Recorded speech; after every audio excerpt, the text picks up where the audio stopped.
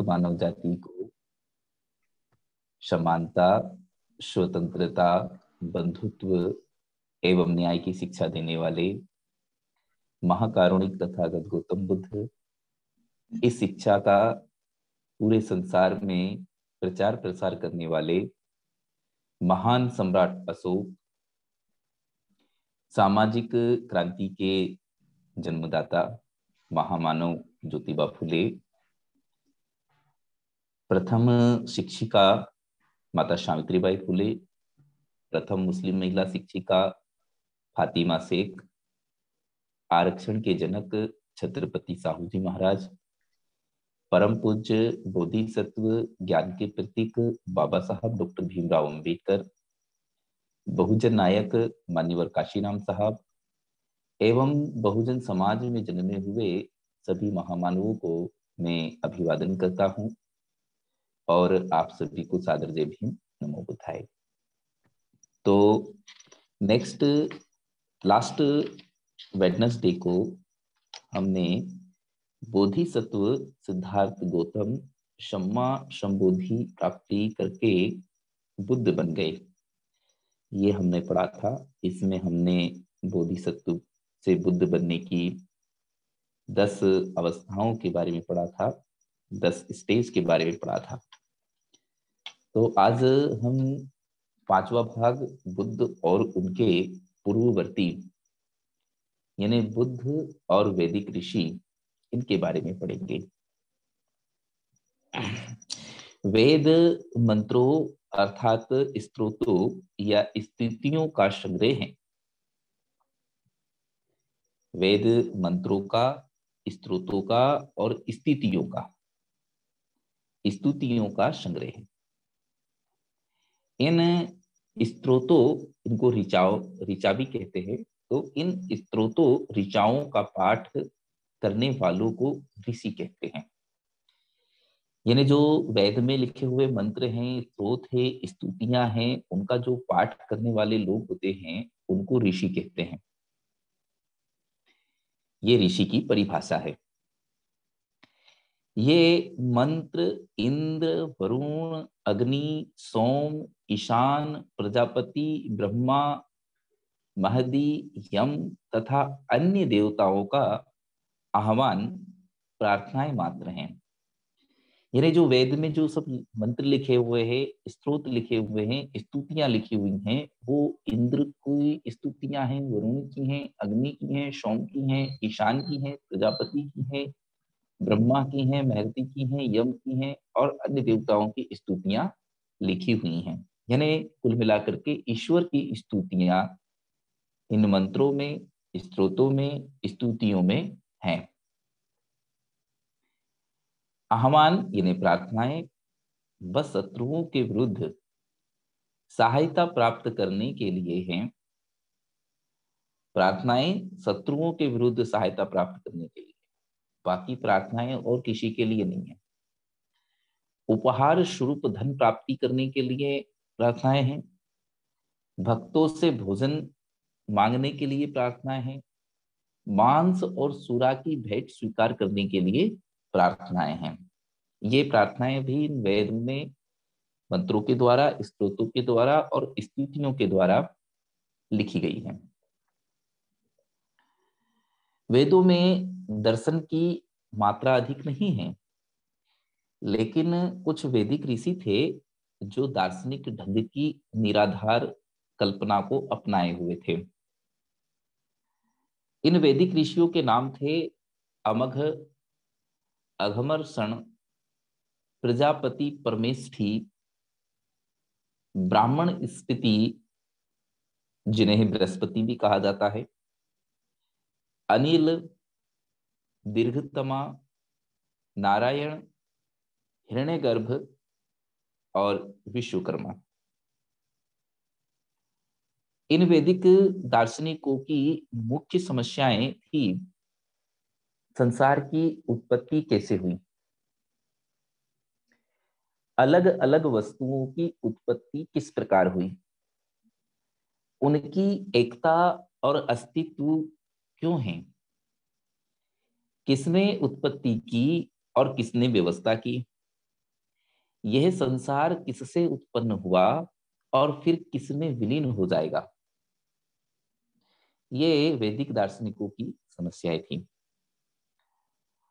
अघमर्षण का कथन था कि संसार की उत्पत्ति तपस यानी ताप से हुई है। तपस ही वह मुख्य उत्पत्ति का तत्व है जिससे नित्य नियम और सत्य की उत्पत्ति हुई है। इन्हीं से रात्रि की उत्पत्ति है। तपस से जल की उत्पत्ति हुई और जल से काल की, काल ने सूर्य तथा चंद्रमा पैदा किए। स्वर्ग और पृथ्वी, अंतरिक्ष और प्रकाश तथा दिन और रातों का विधान हुआ।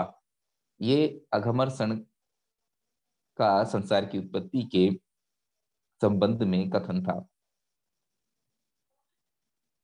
बृहस्पति की अवधारणा थी कि सृष्टि की उत्पत्ति असत से सत रूप में आई। असत से कदाचित उसका आशय अनंत से था। सत मूल रूप से असत से ही उत्पन्न हुआ। असत ही सभी संभव असत का स्थायी मूलाधार है। ये बृहस्पति की अवधारणा थी। प्रजापति परमेष्ठी ने जिस समस्या को उठाया वह यही थी कि क्या सत की उत्पत्ति असत से हुई। उसका मत था कि यह प्रश्न प्रासंगिक नहीं है। उसके मत के अनुसार समस्त जगत का मूलाधार जल है। उसकी दृष्टि में मूल तत्व जल है जो ना सत्य के अंतर्गत आता है और ना असत के अंतर्गत। यानी बृहस्पति की अवधारणा को प्रजापति ने खारिज कर दिया। परमेष्ठी ने जड़ तत्व और चेतन के बीच कोई विभाजक रेखा नहीं खींची। उसके मत के अनुसार किसी निहित तत्व के ही कारण जल भिन्न भिन्न वस्तुओं का आकर ग्रहण करता है। उसने इस विश्वव्यापी इच्छा शक्ति को कर्म नाम दिया। यानी परमेष्ठी ने प्रजापति, बृहस्पति और अघमर्षण तीनों के कथन को खारिज कर दिया। अनिल नाम का एक दूसरा वैदिक दार्शनिक था। उसके विचार में वायु ही मुख्य तत्व है। इसमें गतिशीलता के लिए अंतर्निहित क्षमता है। यह उत्पादन के मूल तत्व से संपन्न है। यानी अनिल नाम के व्यक्ति ने अघमकर अघमर्षण, बृहस्पति, प्रजापति, परमेष्ठी, इन चारों की अवधारणाओं को, कथनों को खारिज कर दिया। दीर्घतमा का मत था कि समस्त जीवित प्राणी अंततः सूर्य पर निर्भर करते हैं। सूर्य थामा गया है और अपनी अंतर्निहित शक्ति से आगे पीछे धकेला जाता है। ये इनसे भी बड़े महान हुए। पांचों से इसने पांचों की बातों को नकार दिया। अघमर्षण, बृहस्पति, प्रजापति, परमेष्ठी, अनिल, इन पांचों की बातों को नकार दिया कि नहीं, आप सब गलत कह रहे हैं। सूर्य ने ही जो है पूरे समस्त जगत का निर्माण किया है। सूर्य किसी भूरी शक्ल के पदार्थ से बना है और वैसे ही विद्युत तथा अग्नि भी निर्मित है। सूर्य विद्युत और अग्नि से ही जल का बीजांकुर बनता है और जल पौधों का बीजांकुर बनाता है। दीर्घतमा के ऐसे विचार थे। नारायण के मत के अनुसार पुरुष ईश्वर ही जगत का आदि कारण है। पुरुष से ही सूर्य, चंद्रमा, पृथ्वी, जल, अग्नि, वायु, अंतरिक्ष, आकाश, क्षेत्र, ऋतुएं, वायु के जीव, सभी पशु, सभी वर्गों के मनुष्य तथा सभी मानवीय संस्थाओं की उत्पत्ति हुई है। यानी इसने शब की बात नकार दिया। सिद्धांत की दृष्टि से हिरण्यगर्भ तो परमेष्ठी और नारायण के बीच के मत का था। हिरण्यगर्भ का मतलब है स्वर्ग बीजांकुर। यही विश्व की वह महान शक्ति है जिसमें से दूसरी सभी पार्थिव तथा दिव्य शक्तियों तथा अस्तित्व की उत्पत्ति होती है। हिरण्यगर्भ का अर्थ है अग्नि। ये अग्नि ही है जो सौर मंडल का उपादान तत्व है और विश्व की उत्पादक शक्ति का सिद्धांत है। विश्वकर्मा के मत के अनुसार ऐसा मानना अपर्याप्त और असंतोषजनक है कि जल ही सभी वस्तुओं के आदि मूल में है और जल से ही समस्त संसार की उत्पत्ति हुई है और इससे ही इसे गतिमान होने की अंतर्निहित शक्ति मिली है। यदि हम जल को ही मूल उपादान माने तो अंतर्निहित परिवर्तनशीलता के सिद्धांत के अधीन है, जो पहले हमें यह बताना होगा कि जल की उत्पत्ति कैसे हुई और जल में वह शक्ति, वह उत्पादक सिद्धांत कहाँ से आए और शक्ति के मूल तत्व, अन्य नियम और शेष सब कुछ कैसे अस्तित्व में आए। विश्वकर्मा का मत था कि ईश्वर ही सबका उपादान कारण है, मूलाधार है। ईश्वर आदि में है, ईश्वर अंत में है, वह इस दृश्य संसार के पहले से हैं। इन सभी विश्व शक्तियों के अस्तित्व में आने से भी पहले से उसका अस्तित्व है। अकेले ईश्वर द्वारा ही यह विश्व उत्पन्न है और संचालित है। ईश्वर एक और केवल एक है, वह अजन्मा है और उसी में सभी उत्पन्न चीजों का निवास है। वह विचार से महाबली है और उसकी सामर्थ्य भी श्रेष्ठ है।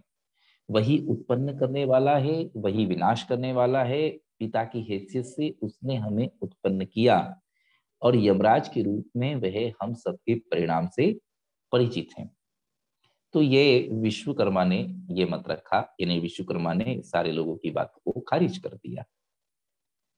तो ये जितने भी ऋषि मुनि हुए हैं, उन्होंने कुछ नहीं किया, उन्होंने केवल एक दूसरे की बात को खारिज किया और अपने को उनसे उनसे अपने मत को उनसे सही मत बताया, आपस में ही लड़ते रहते थे। बुद्ध ने सभी वैदिक ऋषियों को आदरणीय नहीं माना। उन्होंने केवल 10 वैदिक ऋषियों को सर्वाधिक प्राचीन तथा मुख्य मंत्र रचिता माना। लेकिन उन मंत्रों में उन्हें ऐसा कुछ भी नहीं दिखा जो मानव के नैतिक उत्थान में सहायक हो। बुद्ध की दृष्टि में वेद मरुभूमि के समान बेकार है। यानी जो वेद है, ऋग्वेद, सामवेद, यजुर्वेद, अर्थवेद, ये चारों वेद जो हैं, ये मरुभूमि के समान बेकार हैं। जैसे मरुभूमि होती है, मरुस्थल होता है, वहां पर कोई पेड़ पौधे नहीं उग सकते हैं, वहां पर फसल नहीं हो सकती हैं, अनाज नहीं उगा सकते हैं। इसी प्रकार से ये वेद है कि यहाँ पर भी जो है हरियाली आप नहीं ला सकते, ये बिना हरियाली के वेद है। इसलिए बुद्ध ने वेद मंत्रों का बहिष्कार किया और उन्हें इस योग्य नहीं समझा कि उनसे कुछ सीखा या ग्रहण किया जाए। यानी वेद से आप कुछ सीख नहीं सकते, कुछ ग्रहण नहीं कर सकते, कंफ्यूज और हो सकते हैं। इसी प्रकार बुद्ध को वैदिक ऋषियों के दर्शन में भी कोई सार दिखाई नहीं दिया। वे ऋषि सत्य की खोज में थे, किंतु वे सत्य तक पहुंच नहीं पाए थे। उनके सिद्धांत केवल मनोकल्पना की उड़ानें थी, जो ना ही तर्क और ना ही यथार्थता पर आधारित थे। दर्शन के क्षेत्र में उनके योगदान ने किसी भी सामाजिक मूल्यों की उत्पत्ति नहीं की। इसलिए उन्होंने वैदिक ऋषियों के दर्शन को बेकार जानकर उन्हें अस्वीकार कर दिया। प्राचीन भारतीय दार्शनिकों में कपिल सर्वाधिक प्रसिद्ध थे। यानी एक दार्शनिक थे, उनका नाम था कपिल, तो वो काफी सर्वाधिक प्रसिद्ध थे। उनका दार्शनिक दृष्टिकोण अनोखा था। एक दार्शनिक के रूप में वह अपने आप में मानो एक दार्शनिक वर्ग ही थे। उनका दर्शन शाक्य दर्शन कहा जाता था। उनकी दार्शनिक मान्यताएं चौंका देने वाली थी। सत्य को प्रमाण से समर्थित होना चाहिए, शाक्य दर्शन का यह प्रथम सिद्धांत है। शाक्य दर्शन का प्रथम सिद्धांत है कि सत्य को प्रमाण से समर्थित होना चाहिए। बिना प्रमाण के सत्य का अस्तित्व नहीं है। सत्य को सिद्ध करने के लिए कपिल ने केवल 2 प्रमाण स्वीकार किए, एक प्रत्यक्ष और एक अनुमान। यानी सत्य के लिए प्रमाण आप कैसे दे सकते हैं, तो एक तो आप प्रत्यक्ष रूप से दे सकते हैं और एक अनुमान लगा करके सत्य का प्रमाण दे सकते हैं। प्रत्यक्ष प्रमाण से मतलब है मन के माध्यम से विद्यमान वस्तु की जानकारी। अनुमान 3 प्रकार के, कारण से कार्य का अनुमान। यदि किसी कार्य कोई कार्य हुआ है तो उसका कारण से आप अनुमान लगा सकते हैं कि इस कारण से हुआ होगा। जैसे बादलों के अस्तित्व से वर्षा का अनुमान हम लगाते हैं। दूसरा है कार्य से कारण का अनुमान। एक तो कारण से कार्य का अनुमान, दूसरा कार्य से कारण का। जैसे घाटी में नीचे नदी में बाढ़ दिखाई देने पर ऊपर पहाड़ पर वर्षा होने का अनुमान होना कि भाई ऊपर पहाड़ पर वर्षा हुई होगी, इसलिए नदी में बाढ़ आ रही है। तीसरा है सदृश्य के आधार पर अनुमान। जैसे एक मनुष्य के स्थान से दूसरे स्थान पर जाने से स्थान परिवर्तन करता है। जैसे हम तारों को भी भिन्न भिन्न जगहों पर देखकर ये अनुमान लगाते हैं कि उनके भी स्थान परिवर्तित होते हैं। तो ये 3 प्रकार से हम जो है प्रमाण दे सकते हैं अनुमान के आधार। एक तो कारण से कार्य का अनुमान, दूसरा है कार्य से कारण का अनुमान, और तीसरा है सदृश्य के आधार पर अनुमान, यानी देख के लगाया गया अनुमान सादृश्य अनुमान है। उनका अगला सिद्धांत सृष्टि की उत्पत्ति और उसके कारण से संबंधित था। कपिल ने इस सिद्धांत को अस्वीकार किया कि किसी सृष्टिकर्ता ने सृष्टि की रचना की। उनका मत था कि उत्पन्न वस्तु पहले से ही अपने कारण में विद्यमान रहती हैं, जैसे मिट्टी से बर्तन बनता है अथवा धागों से कपड़ा बनता है। यानी कपिल ने ये सृष्टिकर्ता को नकार दिया कि कोई सृष्टिकर्ता है जिसने सृष्टि की रचना की है। इस मत को कपिल ने नकार दिया और उन्होंने मत दिया कि उत्पन्न वस्तु पहले से ही अपने कारण में विद्यमान रहती हैं। जैसे मिट्टी से बर्तन बनता है तो मिट्टी पहले से उपलब्ध थी तभी बर्तन बना, धागों से कपड़ा बनता है, धागे थे तभी कपड़ा बना। ऐसा उनका सिद्धांत था। इस प्रथम आधार पर कपिल ने इस सिद्धांत को अस्वीकार कर दिया कि किसी सृष्टिकर्ता ने सृष्टि की रचना की है, लेकिन कुछ अन्य आधार हैं जिन्हें उसने अपने दृष्टिकोण के समर्थन में प्रस्तुत किया। अस्तित्वहीनता कभी किसी कार्य का विषय नहीं हो सकती। वास्तव में नई उत्पत्ति कुछ होती ही नहीं है, ये कपिल ने कहा। ये नेगेटिव पॉइंट है कि वास्तव में नई उत्पत्ति कुछ होती ही नहीं है। वस्तु उस सामग्री के अतिरिक्त और कुछ नहीं है जिससे वह निर्मित हुई है। वस्तु अपने अस्तित्व में आने से पहले उस सामग्री के रूप में विद्यमान रहती है जिससे उसका निर्माण होता है। किसी एक निश्चित सामग्री से किसी एक निश्चित वस्तु का निर्माण हो सकता है और केवल एक निश्चित सामग्री ही किसी निश्चित वस्तु के रूप में परिणति को प्राप्त हो सकती है। तो फिर इस अनुभूति मूलक संसार का मूल स्रोत क्या है? कपिल का कहना था कि अनुभूति मूलक संसार 2 चीजों से बना है, व्यक्त यानी विकसित और अव्यक्त यानी अविकसित। व्यक्त और अव्यक्त, इन चीज है, इससे संसार बना है। व्यक्त वस्तुएं अव्यक्त वस्तुओं का स्रोत नहीं हो सकती। व्यक्त वस्तुएं आकार में ससीम हैं और ये सृष्टि के मूल स्रोत के स्वभाव से असंगत हैं। सभी व्यक्त वस्तु, इसलिए कोई भी एक व्यक्त वस्तु किसी दूसरी व्यक्त वस्तु का अंतिम स्रोत नहीं मानी जा सकती। और फिर क्योंकि ये स्वयं किसी एक ही मूल स्रोत से उत्पन्न होती हैं, इसलिए वे स्वयं मूल स्रोत नहीं हो सकती। कपिल का अगला तर्क था कि एक कार्य को अपने कारण से भिन्न होना ही चाहिए। यद्यपि उस कार्य में कारण निहित रहता ही है। जब ऐसा है तो विश्व स्वयं ही अंतिम कारण नहीं हो सकता, इसे किसी अंतिम कारण का परिणाम होना चाहिए।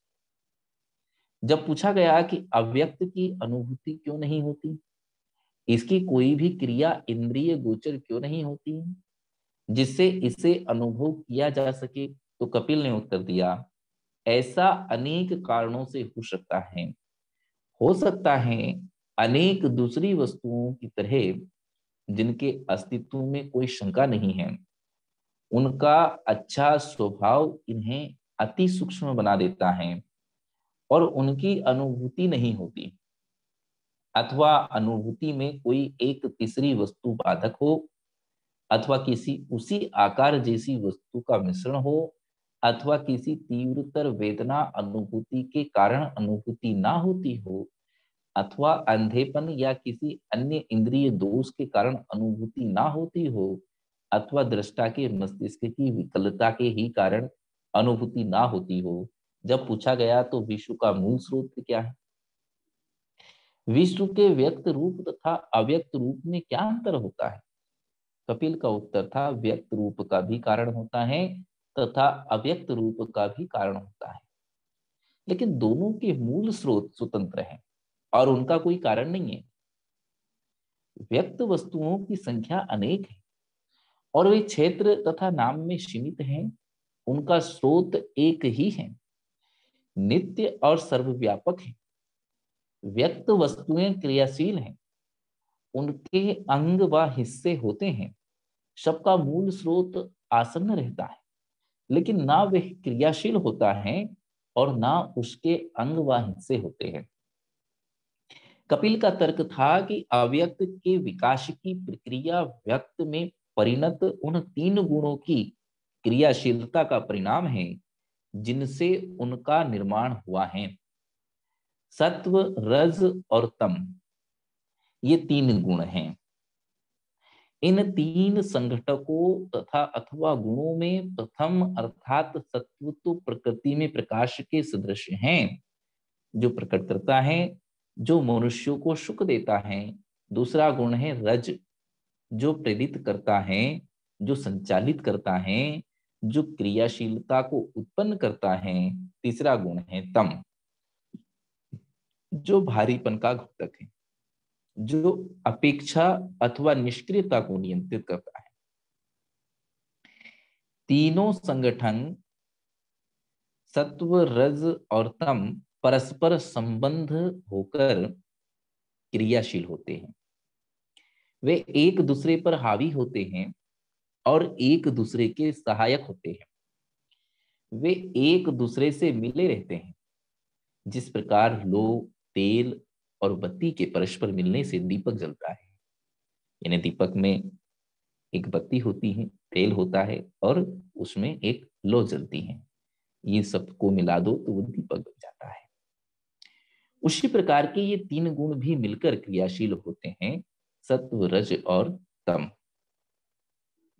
जब तीनों गुण सत्व, रज और तम पूर्ण संतुलन में होते हैं तो कोई भी एक गुण दूसरे पर हावी नहीं होता है।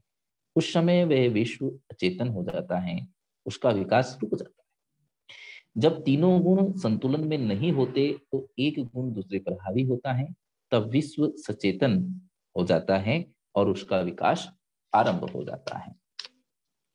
यह पूछे जाने पर कि गुणों में असंतुलन क्यों हो जाता है, कपिल का उत्तर था कि इन तीन गुणों के संतुलन में गड़बड़ होने के कारण दुख की उत्पत्ति होती है। ऐसे थे कपिल के दर्शन के सिद्धांत। अन्य सभी दार्शनिकों की अपेक्षा बुद्ध कपिल के ही सिद्धांत से विशेष रूप से प्रभावित थे। कपिल ही ऐसे दार्शनिक थे जिनकी शिक्षाएं बुद्ध को तर्क और यथार्थता पर आधारित जान पड़ी, लेकिन बुद्ध ने कपिल की सभी शिक्षाओं को स्वीकार नहीं किया। कपिल की केवल तीन ही बातों को उन्होंने स्वीकार किया। वो तीन बातें कौन सी हैं? तो उन्होंने यह स्वीकार किया कि सत्य को प्रमाण पर आश्रित होना चाहिए। ये बात कपिल की बुद्ध ने स्वीकार किया। चिंतन का आधार विवेक होना चाहिए, इस बात को भी बुद्ध ने स्वीकार किया। उन्होंने स्वीकार किया कि इस मान्यता के पीछे कोई तार्किक या तथ्यपरक आधार नहीं है कि ईश्वर का अस्तित्व है अथवा उसने विश्व की उत्पत्ति की है। इस बात को भी उन्होंने स्वीकार किया कि इसका कोई तार्किक या तथ्यात्मक आधार नहीं है कि ईश्वर है और ईश्वर ने इस सृष्टि की रचना की है। ऐसा कपिल मुनि मानता था, तो इस बात को भी तथागत गौतम बुद्ध ने स्वीकार किया।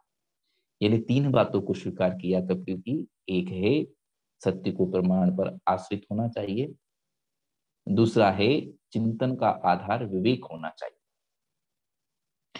और तीसरा है ईश्वर का अस्तित्व नहीं है और ना ही ईश्वर ने इस विश्व का निर्माण किया है, सृष्टि का निर्माण किया है। ये तीनों बातें तथागत गौतम बुद्ध ने स्वीकार किया था। उन्हें ये मान्य था कि संसार में दुख है, और एक ये बात है कि भाई संसार में दुख है, ये कपिल को मान्य था। कपिल की शेष शिक्षाओं को उन्होंने छोड़ दिया क्योंकि वे उनके उद्देश्य के लिए प्रासंगिक नहीं थी। वेदों के बाद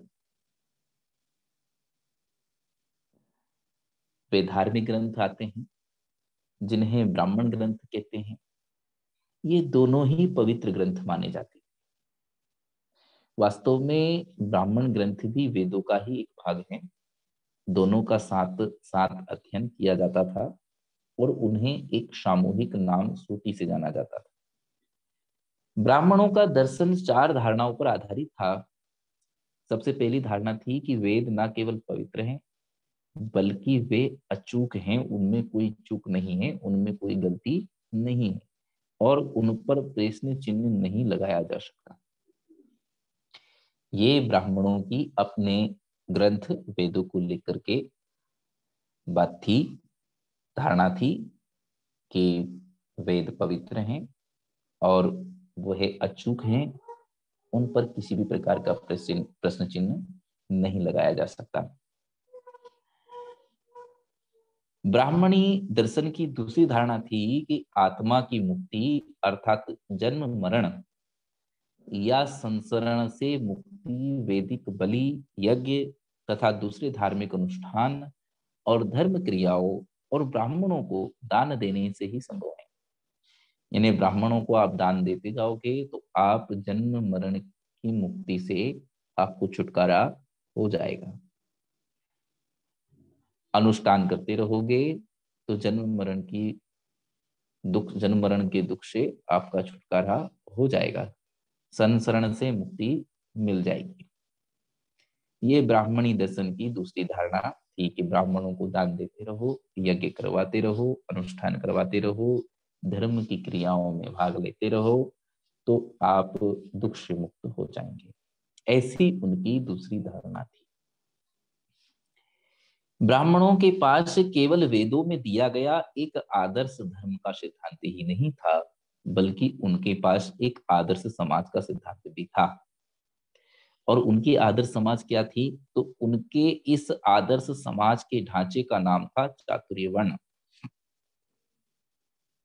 ये वेदों से जुड़ा हुआ है और क्योंकि वेद अमोघ है और उनके अधिकार पर किसी भी प्रकार का प्रश्न चिन्ह नहीं लगाया जा सकता, इसलिए एक आदर्श समाज के नमूने के रूप में चातुर्य वर्ण भी अमोघ है और उस पर प्रश्न नहीं उठाया जा सकता। ये उनके आदर्श समाज की परिकल्पना थी। समाज का यह आदर्श कुछ नियमों पर आधारित था। पहला नियम था कि समाज चार वर्णों में विभक्त होना चाहिए: ब्राह्मण, क्षत्रिय, वैश्य और शूद्र। ये ब्राह्मण, क्षत्रिय, वैश्य जो है ये उनका आदर्श समाज था। दूसरा नियम था कि इन चारों वर्णों में सामाजिक समानता नहीं हो सकती, इन सबको क्रमिक असमानता के नियम से परस्पर बाध्य रहना चाहिए। ये ब्राह्मणों का आदर्श समाज है। ब्राह्मण सर्वोच्च हो, ब्राह्मणों के नीचे किंतु वैश्यों के ऊपर क्षत्रिय हो, क्षत्रिय के नीचे किंतु शूद्रों से ऊपर वैश्य हो और शूद्र सबके नीचे हो। ये ब्राह्मणों का आदर्श समाज की अवधारणा है। अधिकार और विशेष सुविधाओं के मामले में ये चार वर्ण एक दूसरे के समान नहीं थे। क्रमिक असमानता के नियम ही अधिकारों और सुविधाओं का निर्धारण करते थे। ये ब्राह्मणों की आदर्श समाज की परिकल्पना है, आधार है। ब्राह्मण को वे सभी अधिकार और विशेष सुविधाएं प्राप्त थी जिनका वह इच्छा अनुसार दावा कर सकता था, लेकिन क्षत्रिय एक ब्राह्मण के समान उन अधिकारों और विशेष सुविधाओं का दावा नहीं कर सकता था। एक वैश्य की अपेक्षा उसे अधिक अधिकार और विशेष सुविधाएं प्राप्त थी। वैश्य को एक शूद्र की अपेक्षा अधिक अधिकार और सुविधाएं प्राप्त थी, लेकिन वह उन अधिकारों और विशेष सुविधाओं की मांग नहीं कर सकता था जो एक क्षत्रिय को प्राप्त थी। और जहां तक शूद्र का संबंध है, किसी विशेष सुविधा का तो कहना ही क्या, उसे अन्य किसी प्रकार का भी अधिकार नहीं था। उसके लिए यही सुविधा थी कि वह ऊपर के तीनों वर्णों को बिना रुष्ट किए किसी ना किसी तरह जीवित रहे। ये ब्राह्मणी धर्म की, हिंदू धर्म की आदर्श समाज थी। चातुर्य वर्ण के तीसरे नियम का संबंध पैसों अथवा जीविका के साधनों के बांटवारे से था। ब्राह्मण का पैसा था पढ़ना पढ़ाना और धार्मिक संस्कार करना। क्षत्रिय का पेशा था युद्ध करना, वैश्य का पेशा था व्यापार करना, और शूद्र का पेशा था ऊपर के तीनों उच्च वर्णों की सेवा करना, ब्राह्मण क्षत्रिय वैश्य। ऐसी आदर्श समाज ब्राह्मणों की हैं, हिंदू धर्म की हैं। इन चारों वर्णों का यह विभाजन ऐसा नहीं था कि एक वर्ण किसी दूसरे वर्ण का पेशा कर सके। प्रत्येक वर्ण केवल अपना ही पेशा कर सकता था और कोई भी एक वर्ण किसी दूसरे के पेशे में अतिक्रमण नहीं कर सकता था। ये बंदिश थी। ऐसी आदर्श समाज हिंदुओं की है, ऐसी आदर्श समाज ब्राह्मणों की है। चातुर्य वर्ण का चौथा नियम शिक्षा के अधिकार से संबंधित था। चातुर्य वर्ण के आदर्श के अनुसार केवल पहले तीन वर्ण ब्राह्मण, क्षत्रिय और वैश्य के पुरुष ही शिक्षा के अधिकारी थे। शूद्र का वर्ण शिक्षा के अधिकार से वंचित था और महिलाएं शिक्षा के अधिकार से वंचित थी। ऐसी आदर्श समाज हिंदुओं की है। इस चातुर्य वर्ण के नियम ने केवल शूद्रों को ही शिक्षित होने से वंचित नहीं किया था, बल्कि ब्राह्मण, क्षत्रिय और वैश्य वर्णों की सभी स्त्रियों को भी शिक्षा के अधिकार से वंचित कर दिया था। ये आदर्श समाज हिंदुओं की हैं। एक पांचवा नियम भी था। इसके अनुसार आदमी के जीवन को चार अवस्थाओं में बांटा गया था। पहली अवस्था ब्रह्मचर्याश्रम कहलाती थी, दूसरी अवस्था गृहस्थाश्रम कहलाती थी, तीसरी अवस्था वानप्रस्थाश्रम कहलाती थी और चौथी अवस्था संन्यासाश्रम कहलाती थी। प्रथम आश्रम का उद्देश्य था अध्ययन और शिक्षा। यानी प्रथम कौन सी अवस्था है? ब्रह्मचर्य। तो ब्रह्मचर्य आश्रम का उद्देश्य है अध्ययन और शिक्षा। दूसरे आश्रम यानी गृहस्थाश्रम, इसका उद्देश्य था वैवाहिक जीवन व्यतीत करना। और तीसरा आश्रम यानी वानप्रस्थ आश्रम, इसका उद्देश्य था आदमी को वनवासी जीवन से परिचित कराना, अर्थात बिना गृह त्याग किए पारिवारिक बंधनों से मुक्त हो जाने से परिचित होना। चौथे आश्रम संन्यास आश्रम कहलाता है। तो संन्यास आश्रम का उद्देश्य था ईश्वर की खोज में निकलना और उसके साथ एक रूपता प्राप्त करना। ये चारों आश्रमों के अलग अलग उद्देश्य थे।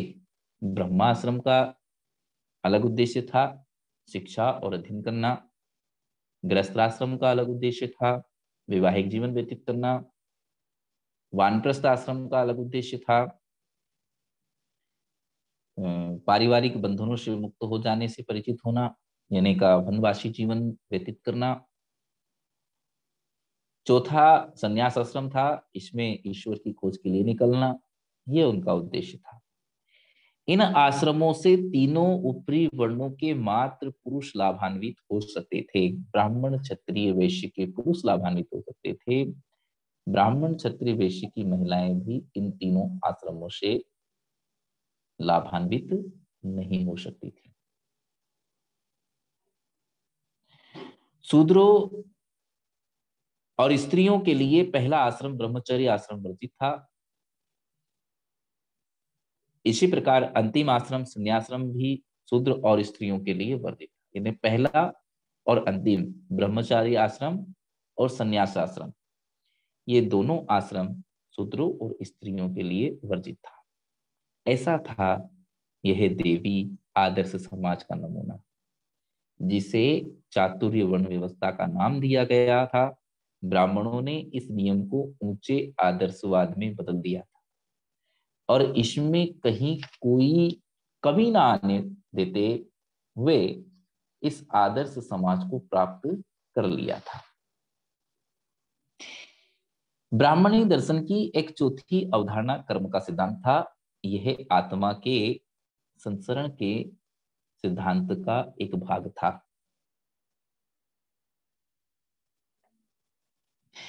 ब्राह्मणों का कर्मवाद इस प्रकार का उत्तर था, जन्मांतर होने पर नए शरीर को लेकर आत्मा कहाँ नया जन्म ग्रहण करती है। ब्राह्मणी दर्शन का उत्तर था कि यह उसके पिछले जन्म के कर्मों पर निर्भर करता है। दूसरे शब्दों में इसका यही अर्थ है कि यह उसके कर्मों पर निर्भर करता है। बुद्ध इस ब्राह्मणी धर्म के प्रथम सिद्धांत के कट्टर विरोधी थे। उन्होंने ब्राह्मणों की इस धारणा या सिद्धांत का खंडन किया कि वेद अपौरुषेय हैं और उनके प्राधिकार अथॉरिटी पर किसी भी प्रकार का प्रश्न चिन्ह नहीं लगाया जा सकता। इस सिद्धांत के बुद्ध कट्टर विरोधी थे। उनकी दृष्टि में कोई बात गलती की संभावना से परे तथा अंतिम नहीं हो सकती। यथा आवश्यकता समय समय पर हर बात का पुनर्परीक्षण एवं पुनर्विचार होना चाहिए। बुद्ध की जो अवधारणा थी वो ये थी कि आवश्यकता पड़ने पर और समय समय पर हर बात का परीक्षण करना, पुनर्विचार करना बहुत जरूरी है। मनुष्य को सत्य और यथार्थ सत्य जानना ही चाहिए। बुद्ध के लिए विचार स्वतंत्र सर्वाधिक महत्व की बात है कि विचार सबके स्वतंत्र होने और उन्हें इस बात का पूर्ण विश्वास था कि विचार स्वतंत्र ही सत्य की खोज का एकमात्र मार्ग है। विचारों की स्वतंत्रता ही सत्य की खोज का एकमात्र मार्ग है। विचारों की स्वतंत्रता नहीं रहेगी तो आप सत्य की खोज भी नहीं कर सकते। इसलिए विचारों की स्वतंत्रता, विचार करने की स्वतंत्रता, चिंतन करने की स्वतंत्रता, अपने स्तर से करने की स्वतंत्रता होनी चाहिए। तभी आप सत्य की खोज कर सकते हैं, सत्य को जान सकते हैं, अन्यथा आप सत्य को नहीं जान सकते। वेदों की अपरुषयता का अर्थ था विचार स्वतंत्र को सर्वथा अस्वीकार कर देना। यानी आपको विचार करना ही नहीं है। वैदिक धर्म के लोग, ब्राह्मण धर्म के लोग, हिंदू धर्म के लोग या हिंदू धर्म की जो विचारधारा है वो ये कहती है कि आपको विचार करने की आवश्यकता नहीं है। जो धार्मिक ग्रंथों में लिखा है उसको बस आप मानते जाओ। उस पर आपको दिमाग लगाने की आवश्यकता नहीं। यदि आप दिमाग लगाएंगे, चिंतन करेंगे, विचार करेंगे उस पर, तो वो आपको सही नहीं पाई जाएगी और आप उस पर प्रश्न चिन्ह लगाएंगे। इसलिए हिंदू धर्म के लोगों ने वेदों को अपरुषेयता बताया कि इन पे आप प्रश्न चिन्ह नहीं लगा सकते, इनमें जो लिखा है वो सत्य है, 100% सही सही है, ऐसा उन्होंने लोगों को बताया।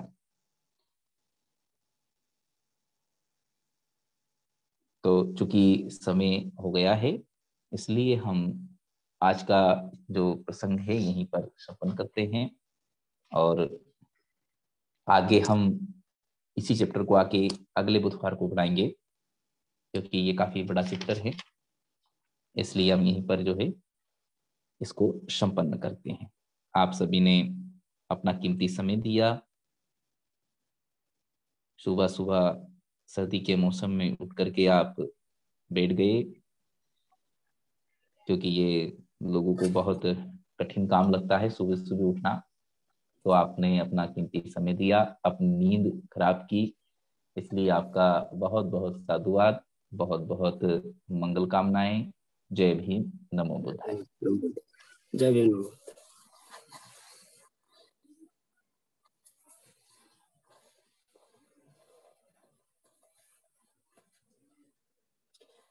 अब आगे की कड़ी में हम चाहेंगे कि